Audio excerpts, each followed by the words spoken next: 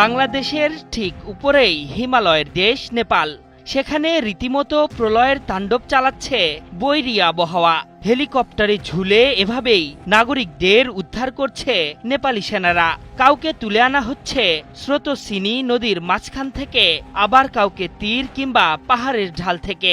ভারী বৃষ্টিতে বন্যা পরিস্থিতি এতটাই ভয়াবহ আকার ধারণ করেছে যে কুলহারা পানির স্রোতে ভাসছে মানুষ, ধর্মীয় স্থাপনা, গাড়ি ও ঘরবাড়ি। বন্যার পানিতে ডুবেছে সুউচ্চ উপাসনালয়, ঝরছে প্রাণ, নিখোঁজ হচ্ছেন মানুষ। এমন পরিস্থিতিতে রাতের ঘুম উড়ে গেছে নেপাল ও ভারতীয়দের। দীর্ঘ ১৬ বছর পর আগাম মৌসুম প্রবেশ করেছে উপমহাদেশে। এরপর থেকেই নানা দুর্যোগ দেখতে হচ্ছে এই অঞ্চলের মানুষকে। ভারী বৃষ্টিপাতে পাহাড়ি এলাকায় ঘটছে একের পর এক ভূমিধসের ঘটনা, তার সঙ্গে যুক্ত হয়েছে বন্যার পানি। এই দুই দুর্যোগ নেপাল ও ভারতীয়দের জন্য দুশ্চিন্তার খড়গ হয়ে এসেছে।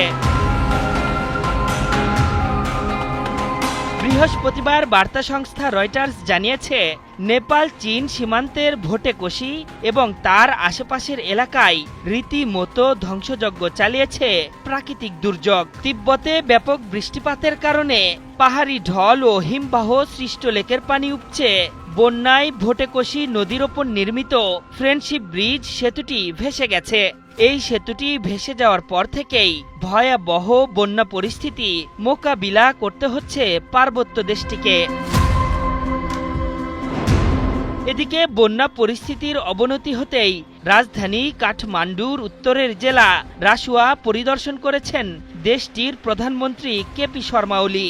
এ সময় তিনি নিজ চোখে দেখেছেন বন্যার ভয়াবহতা, নিজ বাহিনীর সাথে আলোচনা করেছেন কিভাবে পুষিয়ে ওঠা যায় এই ক্ষয়ক্ষতি। নেপালের চীন সীমান্তবর্তী রাসুয়ার জ্যেষ্ঠ প্রশাসনিক কর্মকর্তা অর্জুন পাওদেল জানিয়েছেন, বন্যায় ইতোমধ্যে প্রচুর ক্ষয়ক্ষতি হয়ে গেছে। আমরা উদ্ধার তৎপরতা চালিয়ে যাচ্ছি এবং ক্ষয়ক্ষতির তথ্য সংগ্রহ করছি। নেপালে যে ভয়াবহতা সৃষ্টি হয়েছে, বন্যায় তার চেয়েও বেশি আগ্রাসন দেখেছে ভারত। এর মধ্যে হিমাচল, গুজরাট, মহারাষ্ট্র ও উত্তরপ্রদেশে বেশি ক্ষয়ক্ষতি হয়েছে। ভারী বৃষ্টিপাতের কারণে প্রদেশগুলোর অধিকাংশ অঞ্চলই পানির নিচে ডুবেছে। ঘটেছে হতাহতের ঘটনাও। বন্যা পরিস্থিতি ভয়াবহ হতে শুরু করেছে বাংলাদেশও। এরই মধ্যে পানির নিচে ডুবেছে ফেনীর অধিকাংশ এলাকা। ভারতের উজান থেকে নেমে আসা পানির চাপে কহুরি, মহুয়া ও সিলোনিয়া নদীর বন্যা নিয়ন্ত্রণ বাঁধের অন্তত ২০টি স্থানে ভাঙন দেখা দিয়েছে। এতে নদীর পানি আশেপাশের গ্রামগুলোতে প্রবেশ করে বিস্তীর্ণ নিম্নাঞ্চল প্লাবিত হয়েছে।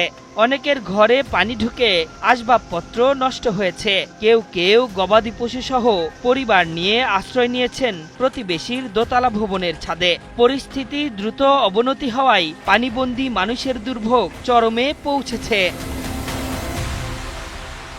আশরাফুল ইসলাম, ৭১।